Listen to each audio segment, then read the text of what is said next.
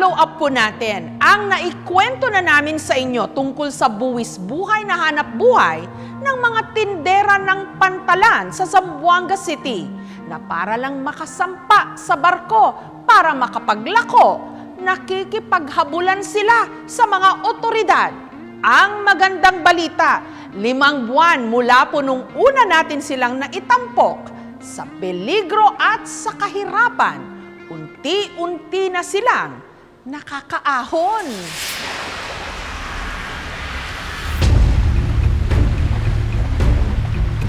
Labas na kayo para hindi na kayo mahuli. Alis na, alis. Sa nakalipas na mga taon, ganito ang karaniwang eksena sa pantalang ito sa Zamboanga City.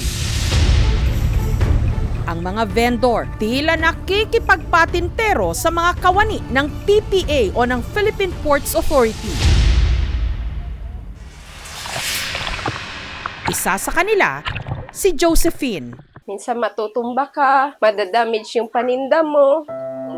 Yun, parang feeling mo na kriminal ka kasi hahabulin ka. Pero magbebenta ka lang naman. Yung maghahanap buhay ka lang para sa pamilya mo. Noon pa man daw kasi, ipinagbabawal na ang mga unauthorized vendor sa pantalan. Kaya para patakas na makapagtinda ang mga katulad ni Josephine, dumadaan sa katabi nitong beach para maiwasan ang mga gwardya. At dito nangyayari ang isang nakababahalang gawain. Ang mga nagtitinda, buwis buhay na lalangoy ng may layong mahigit 1 kilometro para papuslit na makapagtinda sa mga nakadaong na barko. Lalangoy na kami papuntang pier. Aakyatin yung barko. Doon na din maglalako.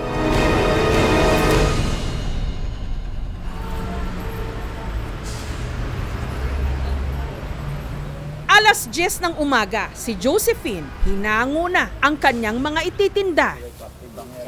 Ngayon, ang ibebenta ko, donut at saka rice pop.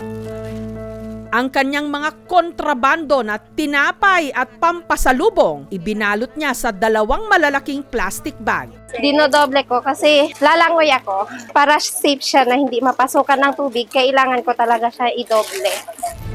Proteksyon daw ito, hindi lang sa matinding init at para hindi mabasa.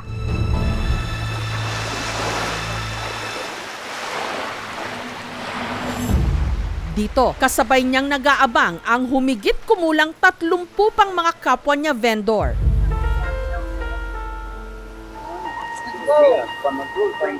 Maya-maya pa,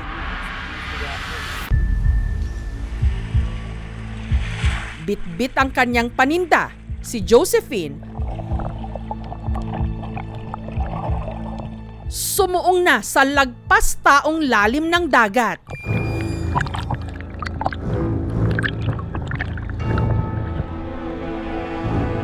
Lalangoy pa ng 20 minuto si Josephine para marating ang nakadaong na barko. Nakakatakot, especially pag malakas yung alon. Minsan madadala yung paninda mo, hahabulin mo na naman. Ito lang yung way na mabibigyan namin ng maayos na pagkain yung mga pamilya namin. Kahit pa delikado. Hanggang sa kalagitnaan ng kanilang paglangoy, naispatan sila ng mga rumorondang gwardya. Labas na kayo para hindi na kayo mahuli. Everyday, nag-a-attempt, may nakakalusot talaga. Everyday, meron tayong nahuli. Nag-i-insist pa rin sila. Naghihingi na kami ng pabor sa kanila. Kahit isang barko lang, basta makabenta lang kami. Alam naman namin na bawal yun, pero wala kaming magawa. Kasi yun talaga yung hanap buhay na kagisnanan namin mula bata pa kami. Sinasaktan kami pag yung alam nila na parating na kami. Anong gagawin natin ngayon? Antay na lang namin. Maya-maya lang, nung masigurong wala ng bantay, sina Josephine lumusong ulit sa dagat.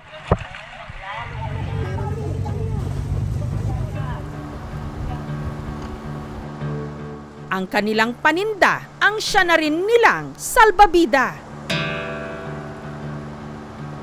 At dumoble pa ang panganib dahil halos kasalubungan na nila ang iba pang mga dumadaang naglalakihang barko.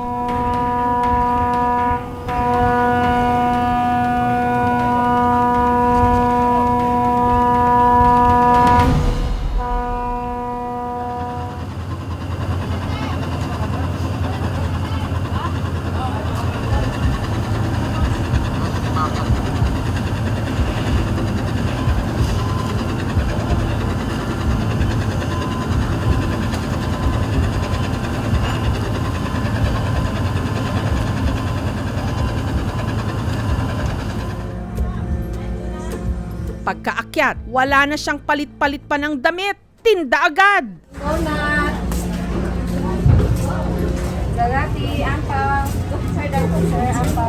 Na-try ko na mag-scaler, na-try ko na mag-guard. Pero yung araw-araw nakita, yun ang habol namin. Sisikmurahin mo lang talaga yung paglangoy. Donut, ampaw. No choice ka. Ganun talaga. Kailangan mo pagsikapan. Doon mas nabibigay namin yung pangailangan ng anak namin kasi araw-araw na meron. Basta sipagan mo lang, makakabenta ka talaga. Ilang minuto bago umalis ang barko, ang mga vendor isa-isa nang nagtalunan sa dagat.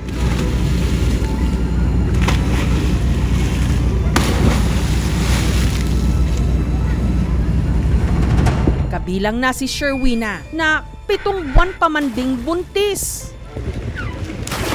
Tatalo na kami, uliin man kami doon. Kahit malaki ang tiyan ko. Ng mga mag-anak ko, mga 7 adlaw pa ako benta na lang dito sa Pantalan. Mga ako mag-anak na, mga 7 adlaw pa ako ang papupunta dito sa Pantalan.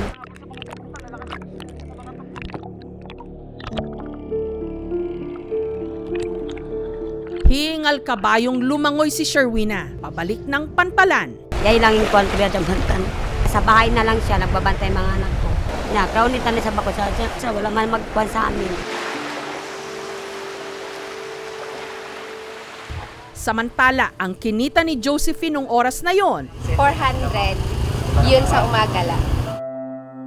lahat ng ito titiisin daw niya para sa espesyal niyang anak, si Erich. Sige na, ligo tayo sa tapos yan. Kahit anong hirap ng buhay na magbebenta kami dyan, papaluin man kami ng mga escort, hahabulin kami, hahatakin kami, hindi kami masamang tao. Napaka-dangerous talaga nung ginagawa nila. Either magkakos ng injury, ma'am, or masagasaan sila, matatamaan sila ng propeller, at the most, ma'am, mamatay talaga sila dyan. Yung government, sana makita nila yung sitwasyon namin. Hindi namin ginusto na maging mahirap.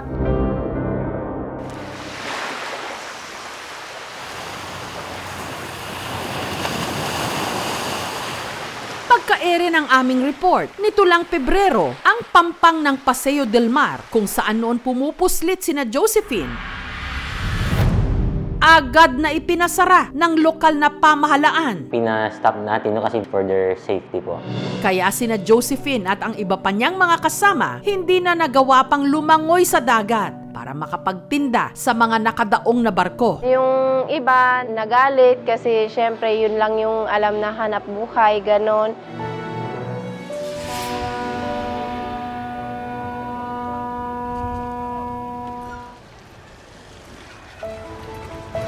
Itlog.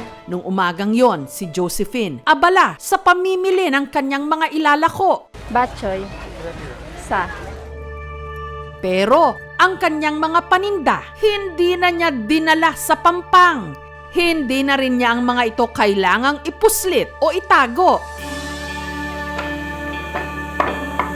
Dahil si Josephine at ang iba pa niyang mga kasama, dito na ngayon nagtitinda sa bagong bukas nilang mga pwesto na kung tawagin, tindahan sa Pantalan.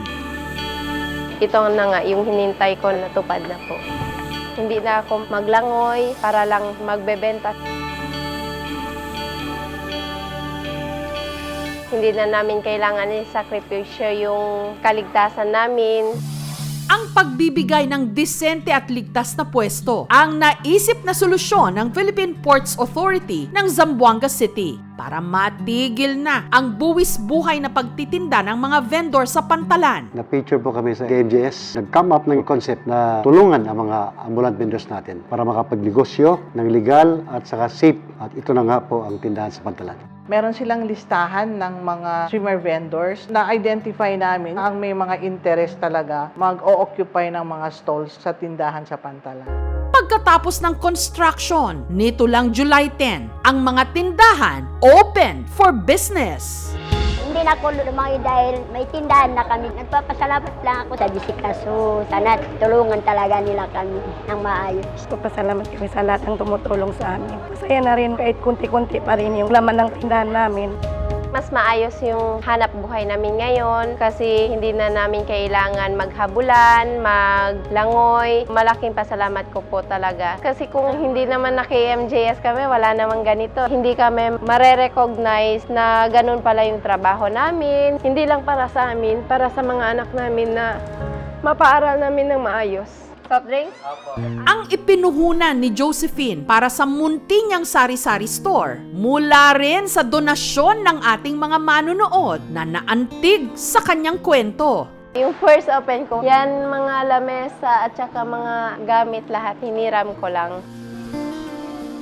Chance na to para makakaangat ka na sa buhay. Nag-resign ako sa pagka-security guard para may makasama yung asawa ko. At ang magandang balita rito, libre ang upa nila sa loob ng 1 taon. Yung babayaran na lang namin is tubig at ilaw. Mas maliit man daw ang kinikita ngayon ni Josephine kumpara nung buwis buhay pa silang lumalangoy at sumasampa ng mga barko. Masaya naman sila, lalo't hindi na nila kailangang sumuong sa peligro. Tis-tis lang muna. Kaysa yung doon na maglalangoy kami.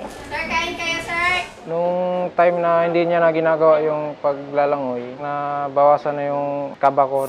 Noon, critical talaga ang buhay namin. Mas masaya yung mga vendor dahil yung mga tao na ang magpunta dito. Yung site po ng tindahan sa Pantalan, yun ang pinaka most ideal site. Kasi po, katabi niyan 12 government offices. By next year, matatapos na po yung construction ng the biggest terminal. Yung mga pasahero po, lahat po yan ay dadaan na sa Corquera. Isa rin sa mga nakinabang sa tindahan sa Pantalan ang nooy 7 buwang buntis na si Sherwina na nakuha pang tumalon ng barko para hindi abutan ng mga otoridad. Nanganak na siya nito lang Mayo. Yari pati matubulan na away ra ako nag-anak. Wala na ako sa Pantalan. Hindi naman dyan magtakang maglabada na lang ako. Siya 300 para sa bigas. Okay na.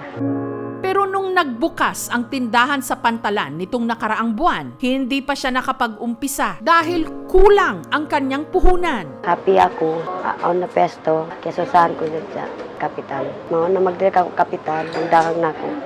Ang City Social Welfare and Development Office ng Zamboanga City nagbigay rin ng cash assistance pandagdag sa paninda ng ilang mga vendor. Konting tulong para mas mapalago pa ang inyong negosyo. Thank you. Maraming salamat. Thank you sa lahat ng binibigay ninyo tulong sa amin. Hindi na ako babalik doon sa paglangoy. Mas masaya na yung dito. Habang ang aming programa, nagpaabot din ng dagdag puhunan para kina Josephine at Sherwina. Salon ko yung sinipagpuon para ako maka-start. Kung yung boses naman natin ikakabuti ng karamihan, magsalita tayo. Yung naisaiwalat sa buong mundo, kung ano yung buhay namin, narinig yung boses namin dahil sa KMJS. Sa patuloy na pakikipagsabayan nila sa agos ng buhay, sana makatulong ang lahat ng ito para kahit papaano makaahon sila sa kahirapan.